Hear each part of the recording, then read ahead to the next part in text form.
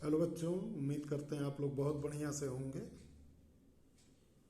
यहाँ पे हम गति के समीकरण आप लोगों को पढ़ा रहे थे, तो गति के समीकरण से सोचा आपको गति के समीकरणों के अनुप्रयोग से कुछ न्यूमेरिकल बता दिया जाए। तो यहाँ देखें, आपकी बुक में ये साइंस की आपकी बुक है, क्लास 9th की ये साइंस की बुक है।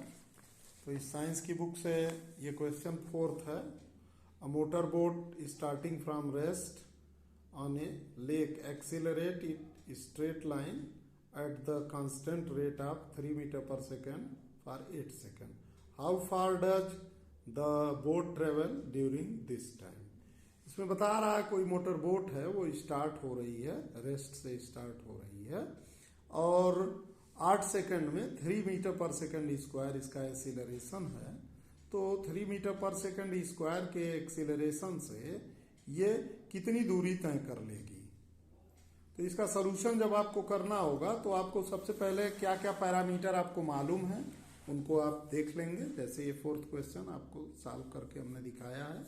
ये देखें, इसमें पैरामीटर कौन कौन से हैं। तो पहली चीज आपको बता दिया कि रेस्ट पे है तो आपने u 0 कर दिया। एक्सीलरेशन दिया है 3 मीटर पर सेकंड स्क्वायर, तो एक्सीलरेशन हो गया 3 मीटर पर सेकंड स्क्वायर। और ये टाइम दिया है 8 सेकेंड। आपको डिस्टेंस ट्रेवल कैलकुलेट करना है। अब देखें, v मालूम है, a मालूम है और t मालूम है। अब यस आपको मालूम करना है। तो यस मालूम करने के लिए आपने सेकेंड इक्वेशन का यूज किया, s equal to u t plus half a t square. तो s equal to u rest से है तो इसका मतलब 0 हो गया, विरामावस्था से है तो 0 into 8 plus half into 3 into 8 का स्क्वायर, ये टाइम का स्क्वायर हो गया। फिर 0 हो गया, 0 इंटू 8 0 हो गया, प्लस हाफ 3 इंटू 8 का स्क्वायर 64 हो गया। तो 64 को ये 2 से कैंसिल कर दिया गया तो 32 हो गया। और फिर इसका s की वैल्यू आ गई 32 का 3 में गुणा कर दिया गया, 32 या 96। तो इस तरीके से देखिए, बहुत ही आसान तरीके से आपने ये पता कर लिया कि मोटर बोट 8 सेकंड में कितनी दूरी तय करेगी। इसी तरीके से आपको एक क्वेश्चन और दिखाते हैं। ये आपका 7th क्वेश्चन है। A ball is gently dropped from a height of 20 metre if its velocity increases uniformly at the rate of 10 meter per second square. With what velocity will it strike the ground? After what time will it strike the ground?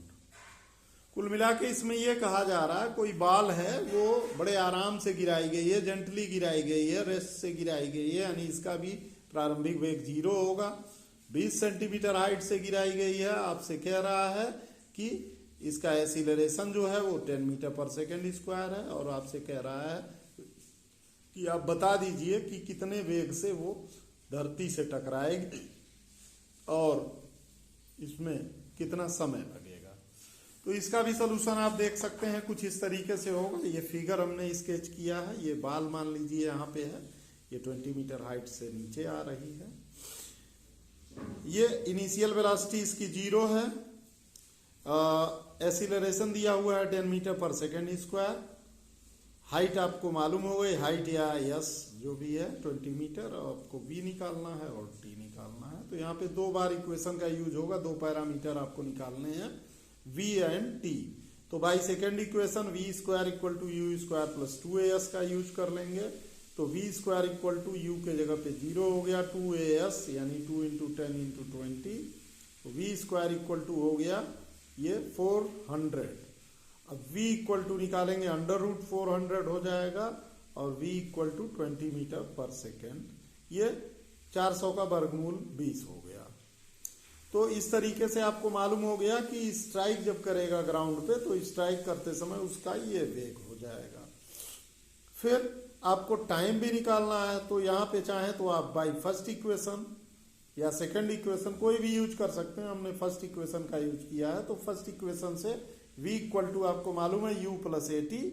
तो v equal to u plus a t में value put करेंगे तो v equal to you 0 है into 10 into T. तो 20 equal to 10 into T हो गया, तो T equal to 20/10 यानी 2 सेकेंड। तो इस तरीके से आपका आंसर आ जाता है v इक्वल टू 20 मीटर पर सेकेंड और ये t है 2 सेकेंड। तो आप देखते हैं कि बड़े ही आसानी से आप चाहें तो गति के समीकरणों पे आधारित सवाल आप लगा सकते हैं।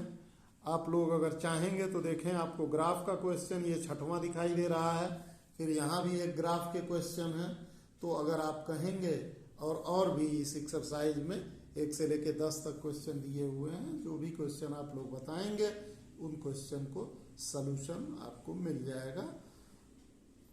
उम्मीद करते हैं आप लोग बहुत अच्छे से रहें, खूब मेहनत करें। धन्यवाद। शुभ रात्रि।